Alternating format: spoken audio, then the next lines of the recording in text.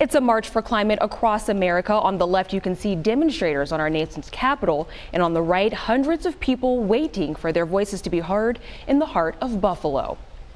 Good evening, everyone. I'm Sierra Johnson in for Ali Tui tonight.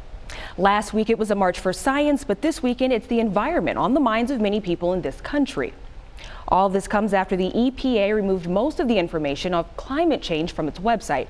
A press release from the agency said the website is being updated to, quote, reflect the approach of new leadership. EPA Administrator Scott Pruitt has previously expressed doubt about the reasons for climate change. We get more now from 7 Eyewitness News reporter Josh Bazan.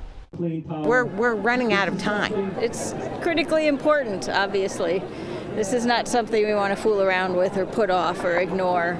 For these Western New Yorkers, the time to do something about climate change is now. We're standing up for people and the planet. Climate change is a reality. Climate catastrophe is brewing. Hundreds gathered in Niagara Square Saturday to bring attention to climate change, standing together and urging others to support their cause. It's so easy to feel helpless.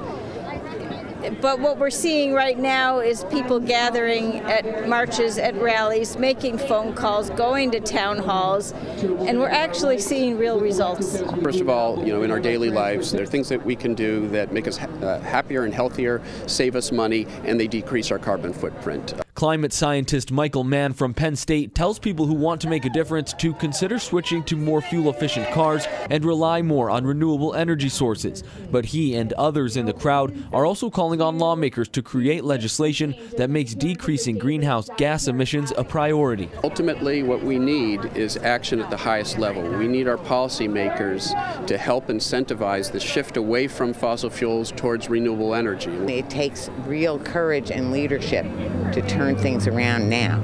As they carry signs and march down the streets of Buffalo, this group of people is hoping it can get its message across sooner rather than later. It's urgent. There is still time to act to make sure that we do not leave behind a degraded planet for our children and grandchildren, but there isn't a whole lot of time. In Buffalo, Josh Bazan, 7 Eyewitness News.